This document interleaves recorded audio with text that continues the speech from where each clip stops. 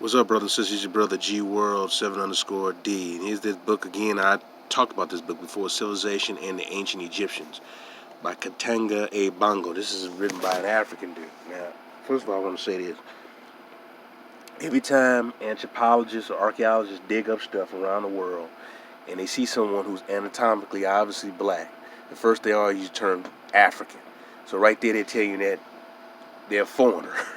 even if they discovered this individual. It's the oldest fossil they done found in this region. They're always gonna label it as African because they're black.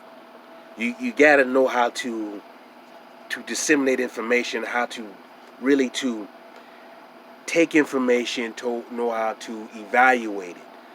Because this is what these clowns will do. They instantly, when you found that Luzilla in Brazil, they call it African. So what it's trying to say that, oh, the person originally was black, but they're a foreigner in their own damn land, so they could not be, quote, indigenous to that damn land. They always use a form of trick phraseology to define or to write us off of our history and just make us come out of, quote, Africa. And unfortunately, many of these goofy Pan-Africans cannot disseminate this information and know how to take this information well. All right, I'm going to turn to page, I'll say 199. And I believe it's this one right here. Yeah. It's the decline of the Moshe Empire. All right, let me get it focused. The Moshe Empire of ancient South America was the most successful and longest lasting empire in all of South America.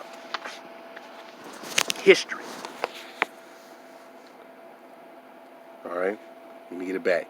This great empire played the biggest role in shaping the cultures of Western Africa, Central Africa, and Southern Africa in the post-Egypt era.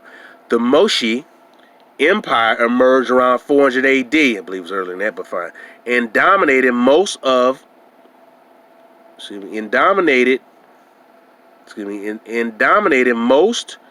South America for about 1,000 years. At the height of its glory, the Moshe Empire occupied all modern Peru and Bolivia and parts of Colombia, Chile, and Argentina.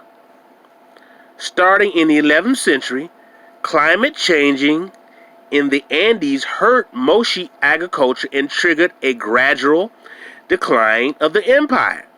Frequent droughts brought about by climate changes led to widespread food shortages. There were outbreaks of famine in some of the rural Moshe areas. The famines forced a lot of the Moshe tribesmen to cross the oceans to other lands, particularly Western Africa. Fleeing to the African continent in times of famine was a 6,000-year-old tradition at the time. The land in Western Africa at the time was largely unoccupied. Remember I said it dried up before? The soil was very fertile and rainfall was consistent. By the beginning of the 12th century, entire villages and sometimes entire tribes in the Andes made the trek by rafts and boats to Western Africa and Southern Africa. There were very few native Africans living in Western and Southern Africa at the time. These native Africans came from the collapsed kingdom of Nubia. The native Africans themselves were new to the area. The culture and languages of these native Africans were very similar to those of the South American Indians. The native Africans were delighted by the arrival of the red people, the black people. The black people had an ochre painted on their skin, but some of my people had a certain brown, they had a reddish tint to them. From the Great Water. I repeat, the native Africans were delighted by the arrival of the red people from the Great Water. A la Maya coming from the other side of the water, going over to Egypt as a high spiritual priest, teaching, dressed as an Egyptian over in Egypt, dressed as an Egyptian over in Kemet, because he was over there being their teacher as a high spiritual priest, but he goes back to the other side of the water dressed as the Mayan over here in ancient America where the master teachers were. All right, I'm going to go back from the Great Water. They joined the South Americans in their settlements. West Africa in particular became essentially a colony of the declining Moche Empire of South America. The South American settlements were particularly or primarily along riverbanks. With large numbers of people arriving from South America, settlements quickly turned into tribal lands. By the beginning of the 13th century, small but powerful Moche kingdoms started emerging in West Africa. These Moche settlers still consider themselves part of the Moche Empire in South America. Trade between the Moche in West Africa and the Moche in South America was brisk. The South American Moches brought cotton, textiles, bangles, arrows, goats, and guinea hens to West Africa in exchange for grain. The Moche priests in West Africa made annual trips to Tiwanaku for religious services. I'm going to stop right there, man. Then it goes back to what I just said, how the Mayan priests came from the other side of the water and did spiritual practices and spiritual rituals coming over to Africa. Because there's a tomb over there talking about Maya coming over to Egypt. See, this is when some of you goofball Pan-Africans don't get. The black civilizations in the Americas are or were much older. And they were the teachers who came over and instilled knowledge over the so-called Africa. So I always focus on boats a lot, because brothers and sisters built boats. They were sailing around the damn planet. They weren't situated or isolated in one location. They constantly traded with one another and they warred with one another.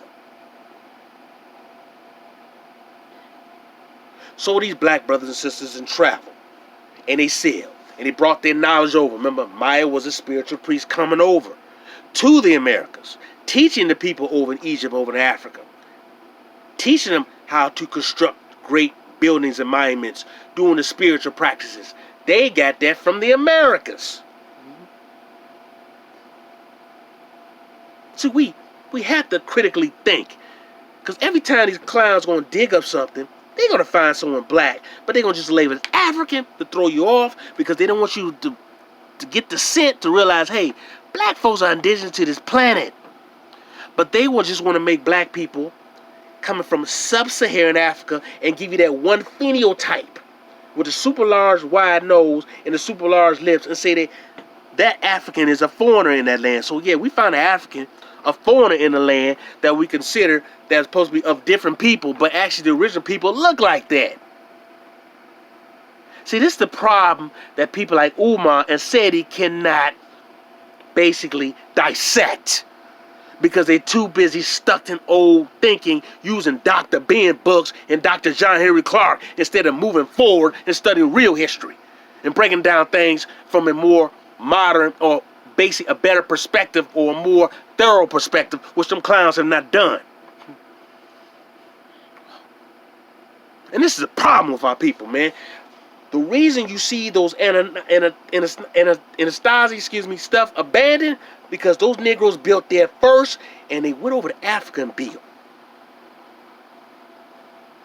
only to be abandoned because that area dried up.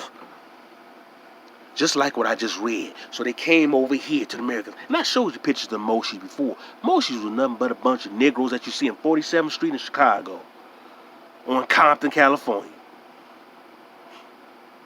I showed you pictures of the Moche before. Those are some straight up Negroes. Those some mestizos and white folks trying to claim that they're not black. They can go to hell. And these white professors, they're teaching these schools, man. Screw them. They like to lie. They want to make you just a sub-Saharan African. And these Negro scholars do not want to acknowledge this, because by acknowledging this, they admit they've been wrong, and they've been teaching you wrong information. Don't listen to them bastards, man. And I'm telling you now, I'm giving you sources. I'm going to continue to give you sources, because I can't stand these Negroes. Let me tell you something, man. I come from a illustrious group of black folks, man. My father served in his damn military. He was in the Air Force in the Korean War. I had a great uncles who served in World War II. My father was in the damn Air Force. He was the first black at his particular school, I'm not going to name it, who was a captain. And this is going back, man, in the 50s. Quarterback at a predominantly white school at the time. So don't tell me about how dealing with these white folks, that I know about dealing with these white folks and dealing with these coon boule blacks, because I've been around them all my life. And these stupid blacks, or these arrogant blacks like Umar Johnson, who don't know what the hell he's talking about. So I'm telling you this, I'm teaching you this. You need to get this information. You need to continue to do your research and study your real damn history. Study your real history and you'll get everything. It all comes to you. It will all come to you. And remotely it'll come to you. And you feed in that information. So take back all your damn history. Do not listen to these Negro scholars, man. Do not listen to James Small, man. I'm tired of him. Because he want to Africanize everything. And I don't hate brothers and sisters in Africa. There's many of them cool, but there's too many as coons, man.